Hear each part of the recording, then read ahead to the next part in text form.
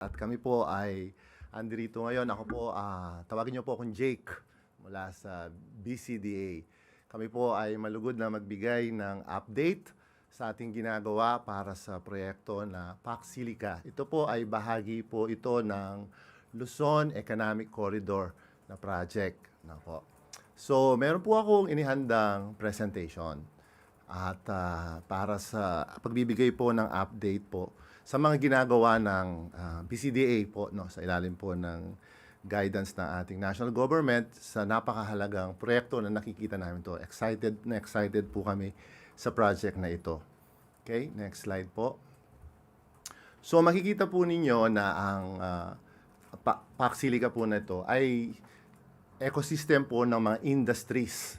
No, ito po yung mga high-tech industries na gusto nating dalhin dito sa Pilipinas. Ano po? At ito po ay ang layunin natin dahil alam po natin napakadaming talento magagaling dito sa ating bansa ay maging brain gain tayo ngayon imbes na brain drain, no po? Kasi nakikita po natin yung ating mga engineers, yung mga computer science graduate natin ay nasa ibang bansa sila na nagtatrabaho sa mga malalaking mga kumpanya, no? Paano kaya kung dito sila magtatrabaho sa ating mismong bansa at tutulong, no, magbigay ng contribution para sa ating national development? Okay? At ang maaari po nating ilipat sa next slide po para ma-share din po namin sa inyo. Ito po ang Pax Silica po ay nung unang sumali po tayo dito nung mga Abril po ay less than 15 pa lang. Pero sa kasalukuyan po ay more than 30 countries na po, no, ang sumali dito. Ang dami pong gustong sumali po dito dahil ito po ay pagpupul ng resources, ng talento, ng mga advantages ng mga member countries para makabuo nitong mga industries na ito.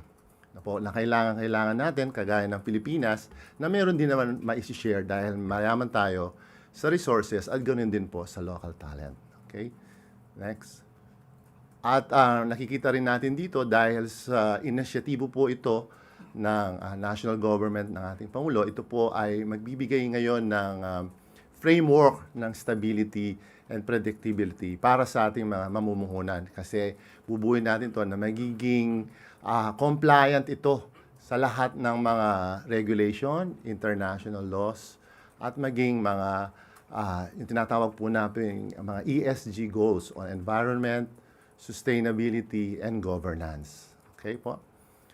Susunod po. At ito po ay, ang magpapangyari dito ay imbes na pinapadala natin sa abroad yung ating mga raw materials, kagaya po ng nickel, copper, na napakahalagang component po to. Halimbawa po, tayo lahat dito, mayroong mga cellphone, di ho ba? So, ito po ay, ang mga in-export nating mga minerals na ito ay component po ng mga equipment na ito sa robotics, hospital equipment, ano po. So, mayaman po tayo sa ganyang mga resources. So, ang gusto natin ay dito na ma-process, no, at source, at sa Pax Silica site po ay dun lalo siyang i-create into final products and then i-export natin.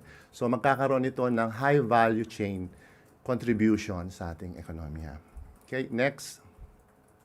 Ang location po nito ay sa New Clark City, na po, sa bahagi po to ng 9,450 New Clark City, at alam na naman po ninyo, nababanggit na ito ay mag-occupy ng 1,600 hectares na po. Okay? At ang lugar po na yan ay na-designate na yan bilang industrial area. Na po. Matagal na siyang designated as industrial area at nakagawa na tayo rin dyan ng mga infrastruktura. Kagaya po ng kalsada na ang mismong ating Pangulo ay nabisita na niya at mga utilities, no? Underground utilities. Okay? Next po. Ito po yung mga, ang location po nito ay nasa norte po siya ng Clark International Airport. Siguro po marami sa inyo ang naka-experience na ng magandang pasilidad po natin sa Clark na iyon at ito po ang mga industries na gusto nating ma-attract. Ano po, at hindi lang kasi ang lumalabas po parang data center, no? Hindi lang po. Ito po more on manufacturing, no? Ang gusto natin, no? At clean industries, yun po ang gusto natin para sa proyektong ito. Okay, next. At ito po, no, inisa-isa na po namin, no. Ito na po yung mga gusto naming industries, no. Pwede naman pong mangarap, no.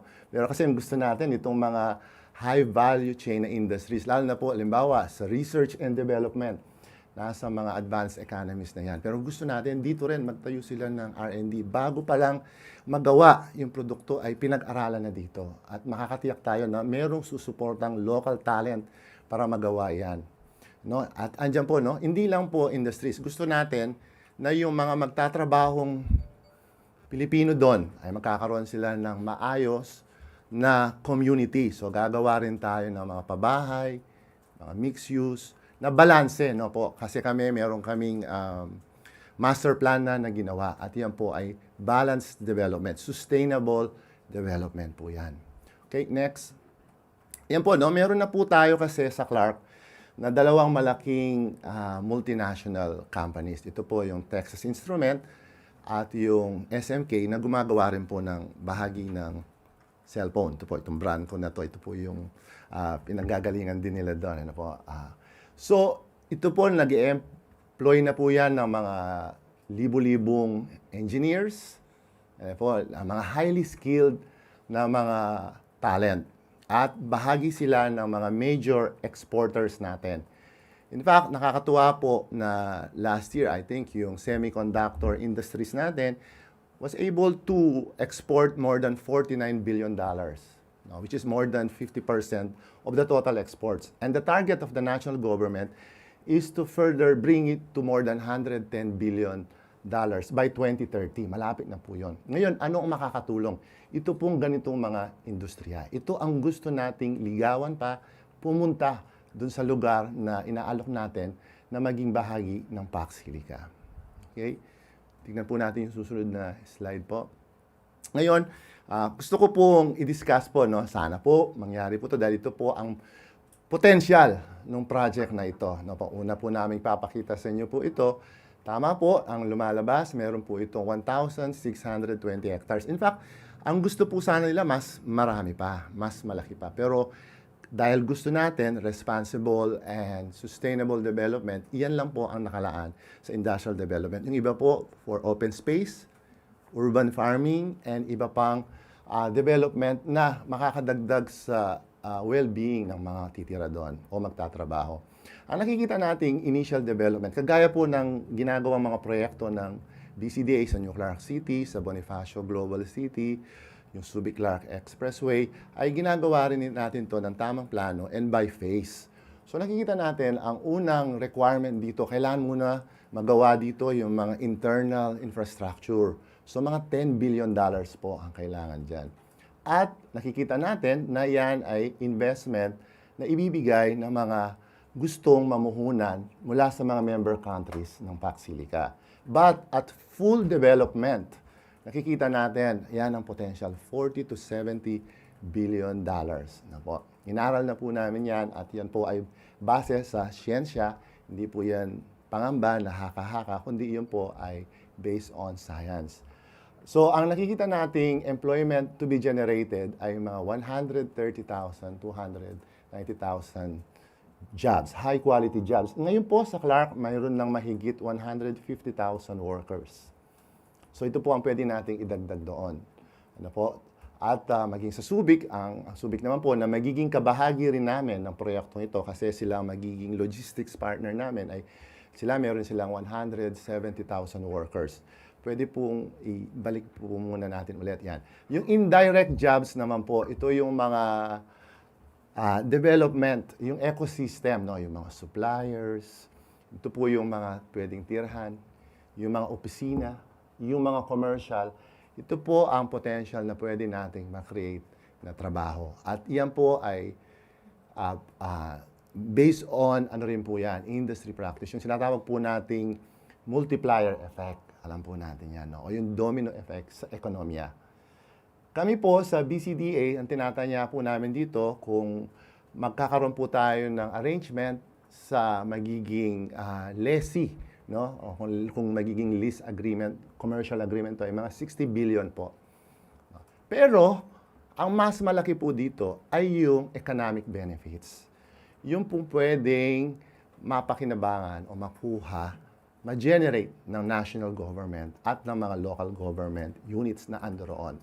No, nakikita po ninyo yan, no? Nasa 68 to 75 billion. Ito po yung mga tax na pwedeng i-contribute ng mga nagtatrabaho base sa mga workers na yun. Now, and then we put it in a conservative level para hindi naman masyado mataas yung expectation, para kaya namin i-deliver. And then, but including yung mga other shares, pwede pa kong umabot yan up to 180 billion pesos. Yung pong export potential ng lahat, kasi targeted na po targeted na yung mga industries na gusto natin doon. Ngayon po may kinakausap na kami pero under NDA pa kami. Pero ito yung mga type na industries na kagaya na pinakita ko kanina, yung Texas Instrument, yung Samsung na nasa Clark, ganung level ho ay pwedeng makapagbigay ng up to 200 billion peso export potential. Ang kagandahan nito, mas mataas na ang semicon export natin kaysa sa OFWs, no? Remittance. So ang ibig sabihin nito ay mas maraming talento locally ang naano po natin na i-utilize para makatulong sa ating proyektong ito. Okay, next po. Ito po, no, kagaya po ng standard practice po ito ng BCDA to make sure that when we do development, we start with a good plan and consultation to all stakeholders. No? Kami po, nakikinig kami dyan. At ang isa po naming pinaka binibigyan ng importansya ay compliance on environment. No po, makikita po ninyo dyan, bagaman 1,600 hectares po yun, pero under our master plan, kailangan at least 40% ay open space. So, hindi rin naman nila lahat magagamit yon. Kung hindi, ang iba ay magiging parke, po, open space, kasi yan ang gusto ng mga workers ngayon, no? To increase productivity. At, ayan po, magkakaroon tayo ng sustainable water management po dyan. Pwede ko rin i-explain ko po mamaya. At itong ating clean and green energy. In fact, kagaya po ng nabanggit ko kanina, yung ang mga member countries po ng PAC-SILICA, sila rin ay advocate po ng strong on UN, yung pong environmental sustainability and governance goals. Kahit sila mismo, check nila kung ang Pilipinas, ang proyekto ay compliant. Magiging compliant sa ganitong mga requirements din nila, no? Sila rin ang unang titingin, ang project ba nito ay magko-comply sa ganyang striktong environmental regulation. At sinisiguro natin, no, na magko-comply tayo dyan. Next. Ito po, no, recently po, ako marami na rin pong nagtatanong nito. Sabi, ang PAC-SILICA project ay baka ubusin ng tubig, no, because of the data centers na ilalagay. Well, unang-una po, kagaya na sabi ko, hindi maaring mag-invite tayo ng data centers, but it's not all about data center. Ang gusto, unang-una po, hindi rin strong on job generation ang data center. Ang gusto natin dito is high-quality job generation. Kaya manufacturing businesses and companies ang target natin. So sabi dito, makikipag-compete sa limited na community water. Hindi po, no? In fact, inaral na namin po yan na meron na kaming propose na project dyan. At ang PPP Center ay in-endorse na sa amin, yung isang proposal dyan. Ang target namin dyan ay surface water harvesting. Ang ibig sabihin yan, lalo na po ngayon, papasok na ang rainy season, huge amount volume of water, rainwater, dumadapo po dyan. And then, kung left untap, ay babalik sa dagat. So, ang gusto natin dyan ay magkakaroon tayo ng impounding technology o impounding dam area. So, pupunuin natin ang mga yan para yan ang magamit.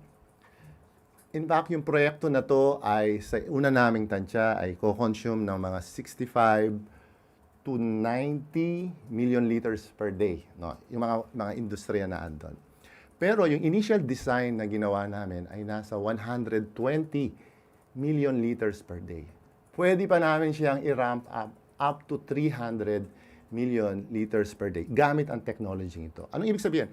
Sapat po yung tubig na pwedeng pagkuhanan doon. Hindi ito groundwater extraction, kundi ito yung technology na gusto namin i-propose. At kung may surplus kami, pwede pa namin i-share ito sa mga community around. So yun ang kaya nga po ang isa sa mga principles din namin ay yung inclusive, socially inclusive development.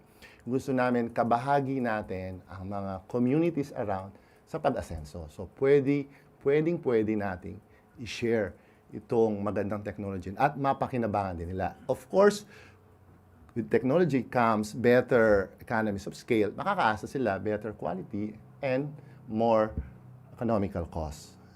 Okay, next. Sabi nila, may lumabas, it will displace indigenous people, yung mga katutubo natin na kapatid na andon. Hindi po totoo to dahil unang-una, alam nyo po ang Clark Special Economic Zone, Freeport and Special Economic Zone ay more than 30,000 hectares. Ang naibigay na po namin sa ating indigenous people group ay more than 15,000 hectares. Kalahati. 10,000 hectares nandun po sa Bamban. Binigay na po natin sa kanila yon. Para sa kanila po yan. 5,000 sa may Porac. Bago lang po yan. In fact, ang nakuha po nila sa Porac at Florida Blanca ay more than 18,000 hectares.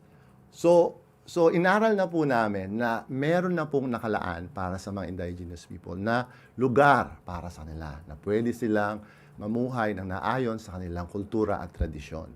Ito po, ang proyekto pong ito, unang-una ay nakatitulo na sa BCDA. So it's a public land. Na po, wala pong ancestral domain title doon. Pangalawa, ay naka-earmark na to sa pagbuo pa lang ng BCDA law noong 1992 na ito ay industrial development. So, na-classify na po siya as such para makapag-contribute ng development sa Central Luzon, lalo na nung pagkatapos ng pagputok ng Mount Pinatubo. Maraming na-displace na trabaho. So, yun, ang layon ng gobyerno ay makabuo muli ng mga ganitong quality jobs. Okay, next. Ang sabi, magmimina doon. Hindi po. Hindi po namin a-allow yun, no? Ang mangyari po dito, so mayaman po tayo sa ating resources. So at source, pwede na po i-process doon. At dalhin dyan yung mga component sa Clark po, sa Pac Silica, at doon i-process, i-develop, at i-export natin. O kaya, maaari din na sa mga member countries, manggaling yung mga components, critical minerals, na bahagi nitong AI Hub project natin. Okay, next. Sabi din po, baka gamitin ito for defense. Andun po ako mismo nung kasama si Ambassador Romualdez. Lagi pong ito po, pwede ko naman share, nung pipirma ang Pilipinas na sumali sa Pac Silica Summit Coalition. Tinanong po mismo ni Ambassador Romualdez, head po ng US State Department assigned for this project, which is the Undersecretary for Economic Affairs, Mr. Helberg, no, na bumisita rin dito. Sabi ni Ambassador, will you manufacture defense-related products? Sabi niya, no, not at all. Hindi. It's purely commercial. No? So, at yan ang gusto naman natin. No? Ganitong klaseng business na magpapalago sa ating ekonomiya. Okay, next. Ang sabi rin yun nga, masisira ang environment. Hindi po, na-explain ko na kanina, na hindi po tayo mag-agawan. At kami po ay susunod, no? Hindi lang kami, at dahil in our contract po kasi, this will be like any other commercial contract, business contract that BCDA has entered into the past and will be entering with other investors, both local and international, na they all should comply with regulations. Halimbawa, yung pagkuha ng ECC, lahat po ng mga projects namin, kumukuha ng ECC. Hindi kami magsisimula kung wala yon. At hindi lang nagtatapos doon. No? May monitoring pa. Kailangan meron kaming commitment na we will comply with for sustainability, na compliant kami sa environmental regulation. So ang DNR din, maglalagay rin siya ng team. No? Ginagawa na po namin yan sa airport, sa Subic Clark Expressway. Minomonitor nila yung quality ng tubig, yung quality ng hangin na it should be at international standards na hindi makakapahamak sa environment at sa mamamayan. Okay, next. At ito po, no, malinaw na rin po, hindi na ito usapin kung aling batas ang masusunod. Una-una po, kami, BCDA, guided kami kung anong po pwede lang. Hindi rin naman ho kami pwedeng mag-commit ng lampas sa aming mandato. So, ito pong kung ano mang magiging arrangement na gagawin natin doon ay sa Philippine laws, kagaya po, nabanggit na namin dati, yung Investors List Act natin, na lalong napaganda pa dahil maraming incentives at tinitingnan nila yan, at yung BCDA law, kasi allowed kami to enter into all kinds of business models. Pwedeng lease, joint venture, concession, or other modes pa ho. So, ito po, wala na sa table of discussion with the other parties. Okay, next. Okay. So in short po, no, gusto ko lang i-summarize po na itong proyekto po nito ay, at kami naman ay maganda po na lumalabas din yung mga ganitong concern ng ating iba't ibang sektor at nakikinig kami kasi kabahagi yan ng tinatawag naming stakeholders consultation. Nakikinig kami. Pero ito lang po ang masasabi namin na ang proyektong ito ay napakaganda dahil siguradong panalo ang Pilipinas at panalo ang Pilipino. Dahil iyan ko na lang po, i-recap, no? Pac Silica, New Clark City is envisioned as a Philippine hub for industries of the future. Pangalawa, it is intended to create better jobs for Filipinos and build capabilities that will remain in the country. Po. Pangatlo, Philippines can help us move, Pac Silica can help move the Philippines higher in global value chain. Sinasabi nga, imbes na maging bystander tayo ng ganitong mga pinag-aagawang industriya, no po, na nilalampas-lampas na lang tayo, ay magiging builder na tayo, magiging sentro na tayo mismo ng ganitong mga activities. Ano po? And then, this hub will create a new engine for investment, nabanggit ko na po, for exports and regional growth. And then, this will be governed by Philippine law, environmental protection, so, especially for the surrounding communities, remain non-negotiable. Priority po yan. At ang last po, the government I recognize the public confidence must be earned through transparency and consultancy. So ito po yung laging nasa isip namin habang kami po ngayon ay binubuo namin itong proyektong ito. At naisin namin na sana ay mangyari po ito, no? Kasi napakagandang opportunity to be the next big thing for the Philippines. Salamat po.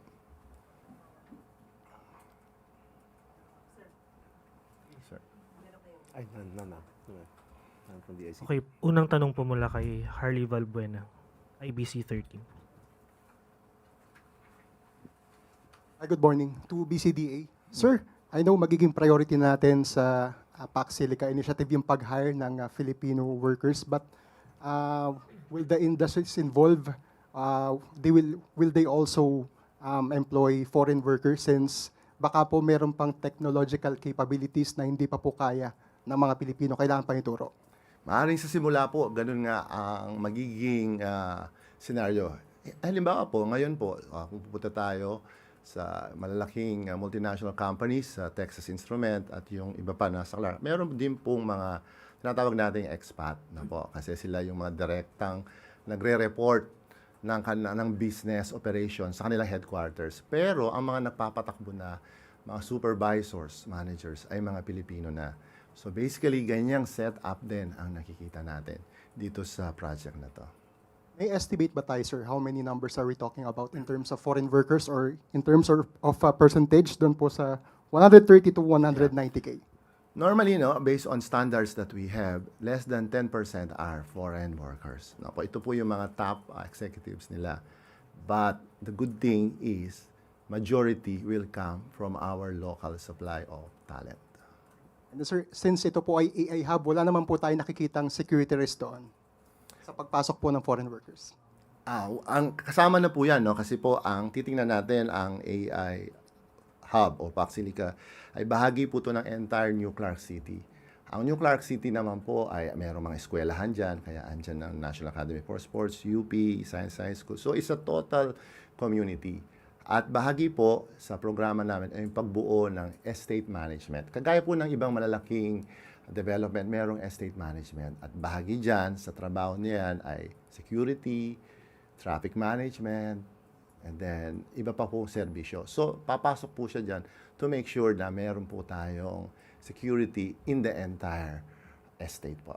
Sir, last question on my end. Since the PAC Silica initiative is seen to boost our exports, gaano po kalaki yung nakikita yung contribution nito sa GDP natin?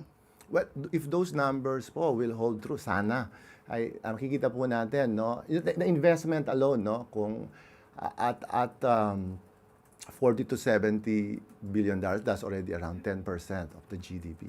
The export po, no, ako po, mahilig po ako magbasa ng business news, at lagi akong nag-imagine sana nasa ganung level na rin tayo ng mga big leagues and exporters. So ito po kung nasa 200 billion po at full potential. And we are very conservative because we only counted hundreds of industries dahil ayaw natin punuin yung lugar naman, no, ng overly development. So makikita natin a big chunk will come from this area po. Thank you, sir. Next question po, Rafi Ayeng, Daily Tribune. Hi, Sir Jake. Hi, sir. Sir, what is the updated timeline for the launch of this project? Yeah. And will this happen under the term of President Bongbong Marcos? Yeah. Well, if we will follow po, no, ang normal process and timeline na ginagawa ng BCDA when we enter into development contracts, yun na lang po ang kukwento ko, no. Normally, when we had an initial discussion, exchange of information, nasa stage po tayo ngayon ng exchange of information. Pinapag-aralan po nila yung lugar, stable po ba ang ground, walang earthquake fault, meron po ba itong risk on flooding and everything. So kasama po yun sa due diligence, mga 2 to 3 months po yan. Okay. Meron na pong gumagawa niyan ngayon na nag-exchange of information na kami.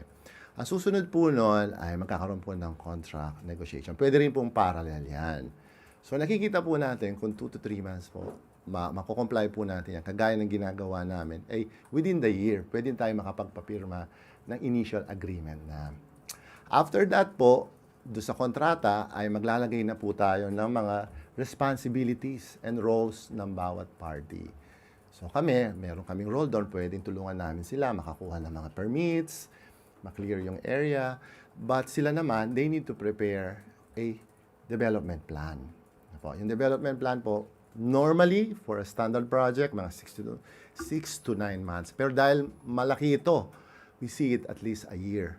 But, once na magkaroon ng konsepto, pwede na magkaroon ng initial site activities. Yung mga earth moving. So, we see all that happening next year kung mapafinalize po yung agreement natin this year po. No? And so, within the first 2 years po, nakikita natin yung initial site development or even the construction of those first facilities will happen. Kasi ganyan po ang normal na proseso na nangyari sa mga project ng BCDA sa mga eco-zone po namin. So, safe to say, mga first quarter ng 2028? Yes po. First 3 months? Yung tanong niyo po ng actual construction, ano na po doon, konserbatibo na po, pwede na po natin sabihin na yun po ang target natin. So, aabutin pa po sa bago mag-end yung term ni... Ang project naman po ito ay long-term development po itong project na ito. It will come in different phases. 2028, sir, or 2027? Bali, ang mangyari po, this year is the contract negotiation. Na po. Next year is the planning stage. And then by 2020, pwede na po tayo mag-construct po. 2028 daw. Yes. Yung full launch sa next administration na yun. Ako, it's more of the normal process, sinasabi ko nga, no? Normally, itong ganitong project will have phases. a short-term phase, which is normally 3 to 5 years, which involved the site development, signing, and construction. 3 to 5 years yan. But at full development, we see this happening even more than 10 to 15 years. 10 to 15. Apo. Next question po. Follow up. Ay, next na lang, sir. Sir, may mga latest for foreign firms na ba and nationalities na nag-signify ng intent to invest sa PAC Silica? Okay, marami na pong nag-inquire, no? Kasi nga po, hindi lang naman kasi ito US project dahil sabi ko nga po, more than 30 countries na yung sumali. In fact, last week po, nag-sign na kami ng MOU with the Korean and Japanese company. Kasi gusto nila na mapag-aralan na yung magiging stable source of power ng PAC Silica. At ito po sila ay, andito na sa Pilipinas, no po, may proyekto sila na clean power. So, ngayon po ay pinapag-aralan na nila. At meron din po tayong ibang project na magbibigay din ng support dun sa ecosystem, no? Sa tubig, kuryente, at maging yung pagpiprepare po sa area. No? Magkakaroon na rin po tayo ng mga site development. So marami po tayong partners na i-announce in the coming months na in accordance with the plan that we have laid out for this project. Next question po. Kat Domingo, ABS-CBN.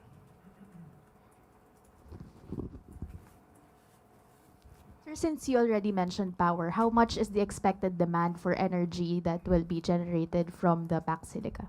Yes. Our initial assessment is to be conservative around, at full development po to, no? Mga 3 gigawatts po yan. No? Of course, sabi ko nga po, we want to be responsible with this development. We don't want also to compete with the power supply that is earmarked for the communities, for the residential, for the general population. That's what I meant. Kaya nga po nagsimula na kami, I think last month, nakita niyo po, in-announce na namin yung isang malaking project with Saudi firm, yung Aqua Power, 500 megawatts of solar farm, na nasa loob mismo ng New Clark City, katabi niya ang PAC Silica. So maraming benefits po to. No? I'll go to the full explanation ng answer ko sa question ni ma'am. Una, clean and green. Yan po hinahanap ng mga ganitong industries. Ano po? Ayaw nila yung mga fossil fuel run na power plant. So nila clean and green. So, ang mangyari po dahil solar, unlimited naman po. Di ba alam natin ang sunlight. We are blessed with 300 days of sunshine. So, ito pong project na to ay nasa loob ng Clark. Ang ibig sabihin, magiging embedded power plant pa siya. For the longest time, kino-complain ng mga investors or ng mga ibang sector, mahal ang kuryente sa Pilipinas, sabi na. Pero basically, that's no longer true.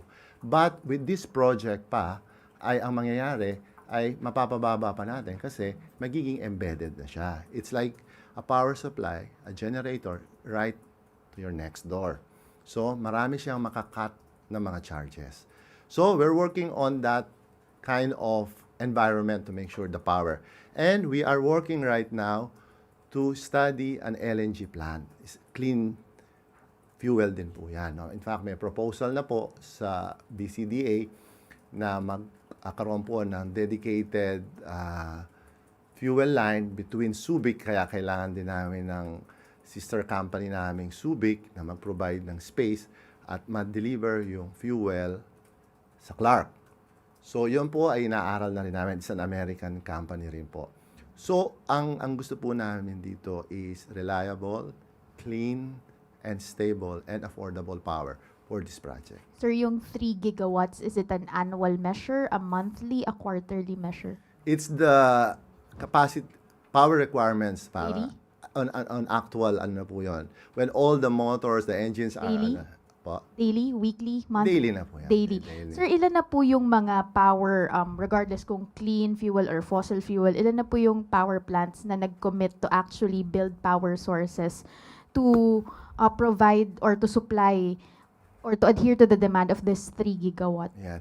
So, ang nasabi ko na po na may isang US-American company, they already formalized their intent to build that project at ang kagandahan po nito ay ginagawa na po yung feasibility study and I'm requiring them to come up with the results soon so that kami mismo ay magamit namin yon at masama sa pagpaplano.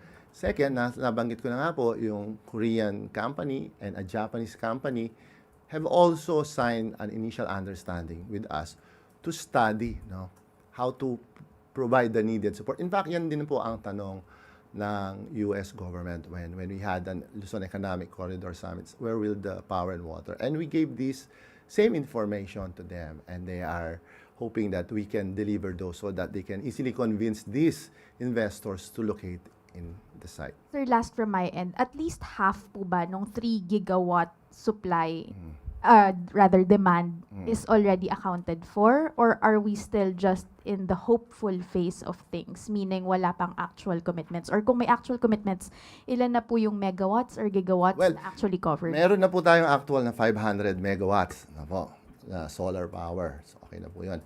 Ang next po dyan, kasi we don't want to overbuild then. No? It should be hand in hand with the demand. The supply, yung law of supply and demand po, kailangan laging andyan. So, yung tinitingnan po na project po ngayon na LNG, para maging, sabi po ng mga kausap nating expert on power energy, should be at least 1,200 megawatts. So, 1.2 gigawatts. But, of course, it can be built by modular size. Kasi normally 300, 600, 900, 1,200. So, ito po ay naka-scale base sa demand. Pero, ang inaaral na po nila, ganong level na, ma'am. And we see that it will not only come, tama ka, from a single source. This will all come from all different sources of different types, no? Pwede ring wind. Actually, pinapaaral na rin ho namin kung pwede ang wind. Geothermal, kung pwede rin po yung heat coming from the underground. So, yun po ngayon are all parallel in studies po ng BCDA. Pero yung mga medyo nasa advanced stage na, ma'am, yung discussion namin with US, Korean, and Japanese energy providers. Next question po, Bernadette Tamayo, Manila Times. Hi, ma'am. I'd like to ask po, Yusek Pulido. Sir, ano pong magiging role ng DICT in ensuring that this PAC Silica project will be protected from cyber attacks? Ma'am, like any kind of large-scale project that involves high-end tools, high-tech tools, there really is a requirement to provide sufficient cybersecurity frameworks, tools, to ensure po yung privacy po natin, to ensure that the data that needs to be protected are protected. And so the DICT, not only are we here to enable our partners in the BCDA, DTI, and DOF to pursue the success of PAC Silica, we're also here to ensure that we have the proper frameworks in place, that we have the proper people in place, that we have the proper tools in place to ensure yung ano po natin, yung data privacy po at protection po of our critical data. Next question po, Ace Romero, Philippine Star. Since this is a long-term project po, no, and based on the timeline that you provided, this will go fully operational under succeeding administrations na po. What is the assurance of the investors about predictability? Even they will invest and then there will come another administration, baka iba yung policy nila, and businesses want predictability in their operations. Ano yung assurance natin sa mga investors dito na hindi magiging shaky, hindi magiging unpredictable, inconsistent yung magiging policies na kanilang dadatnan? Apo, maraming salamat po. Natutuwa kami na ang BCDA ay mayroong magandang records on public-private partnerships. No? Kanya nga po, alam din namin na itong mga foreign entities na to, foreign partners, ay gumagawa rin ng due diligence. So in our contract, we provide those kind of security and safety provisions, no, po, such that they will transcend different timelines. Ano po.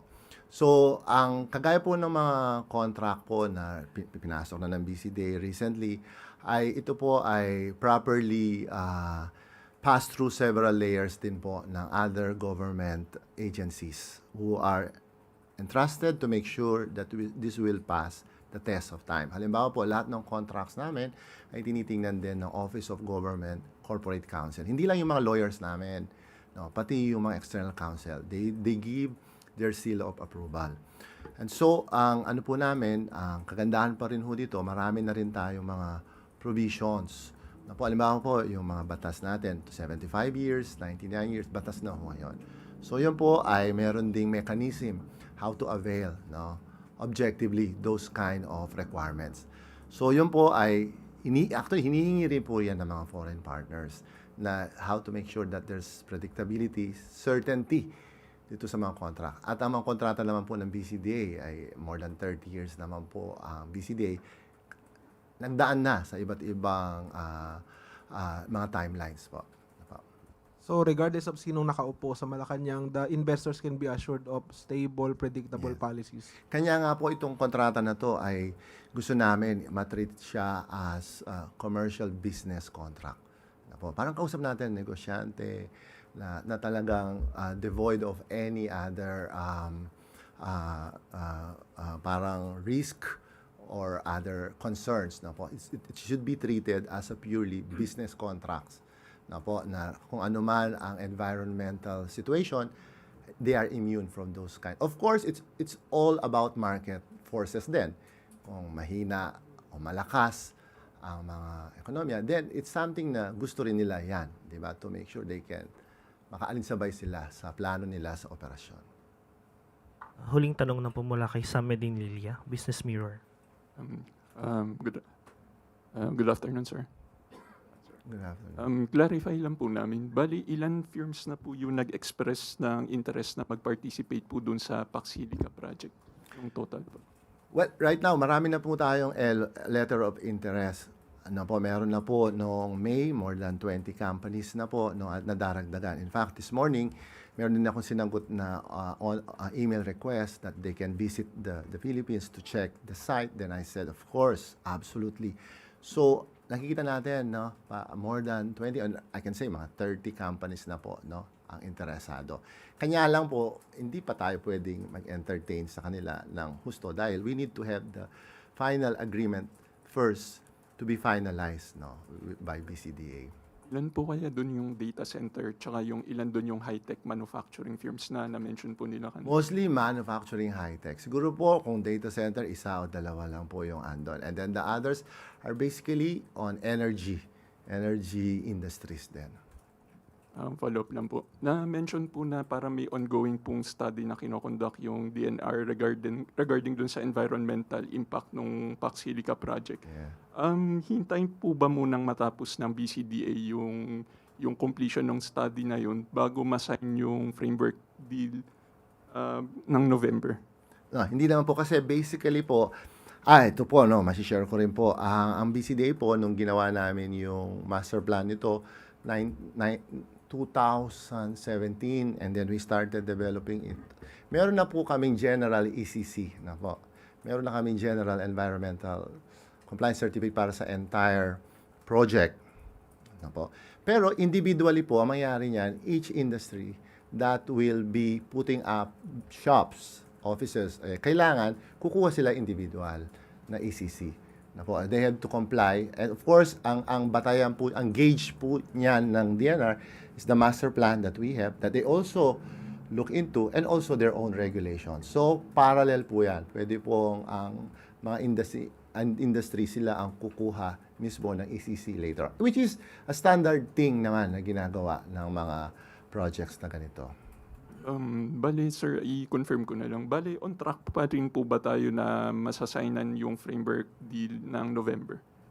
Yun po yung gusto po natin ngayon, no? Nag-uusap na po tayo with our the concerned government agencies. Ang ano lang po diyan paano tayo pwedeng makakapag-come up with the best arrangement possible, no? Which should be basically dapat a win for the Philippines. So, expected masaynan po by November? Ako kung tatanungin, gusto ko po. Pero syempre po, it's a negotiation. Two parties must agree, hindi ho ba? Last na lang po. Ilan pong years po kaya yung expected na itatagal, yung parang duration ng contract na sasainan po sa November kung sakali? Well, ang kagaya po nitong mga economic zone ay meron na po tayong batas at natutuwa po tayo na ipasa na rin yung recent na 99-year lease na po. So, ang Clark po pala ay hindi pa sa kasalukuyang status nito ay hindi siya pwede pang ibenta. So basically, leasehold po lahat dito. So the ownership will always remain with the Philippine government under BCDA. So, but the provisions that are allowed under law now is up to 99 years. Dati po 75 years. Ngayon, titingnan natin, merong conditions, requirements, kung pwede rin silang pumasa for 99-year lease. So 99 years po yung deal. Yung po pwede po nating i-offer din sa kanila base sa mga requirements natin. Thank you po, sir. Yes. Yun na po, huling tanong. Your closing statements na lang po. Kami po, okay. Maraming salamat po sa opportunity na makapagpaliwanag kami. Kami po ay natutuwa po na makapagbigay ng update. No? Ito po yung mga latest update namin. At regularly po, magbibigay kami ng update sa project na ito. Dahil napakagandang project po nito, marami pong bansa ang gustong makashare nito. At kami naman po ay laging bukas, no? Sa mga lahat ng concern. Sabi ko ba, normal po sa amin yan. Nasa stage po kami ngayon, tinatawag namin stakeholders consultation. So, sabihin po kung anong concern, i-address na. Lagi po, ang sinasabi ko, laging merong solution dyan. Business solution or engineering solution. Na po, para ma-assure yung ating lahat ng sectors na ang project na ito ay para sa ikaunlad at benepisyo ng mas nakararaming mga Pilipino. Maraming salamat po. So maraming salamat at sa mga kababayan natin na nakikita natin sa social media na medyo nagkakaroon ng pag-iingay. Siguro mas mararapat po na open naman po according to PCO Joshua Bingkang na makipag-usap po. Huwag po tayo agad-agad na magbigay ng negatibong impression dahil kung wala po kayong pinagbabatayan na basihan, makakasira po ito sa mas maganda sanang idudulot ng ganitong klaseng proyekto. So kung kayo'y may mga concern, hindi po kailangan na kayo sa kalsada sumigaw. Pwede po kayong makipag-usap sa gobyerno para malaman namin kung ano yung concern. At nagkakaroon kasi ng takot, no, na maaari mawala daw yung mga farmers, yung mga indigenous people na sa lugar na to. Pero doon sa patatayuan ng structure, hindi po ba ito ay nasa buildable area na po, sir? Tama po yun. Nasa buildable area na designate under the master plan po. So in other words, hindi po totoo na may madi-displace na mga farmers kasi matagal na po itong area na to na buildable area. Noon pa po, nung nagkaroon po ito ng 2019 SEA Games. Tama po ba? Yes, Undersecretary. Ayan. Maraming salamat muli kay DICT USEC Designate Leonido Pulido III and to BCDA PCAO Joshua M. Bingkang. Maraming salamat po sa inyong pagpapaliwanag. Maraming salamat po.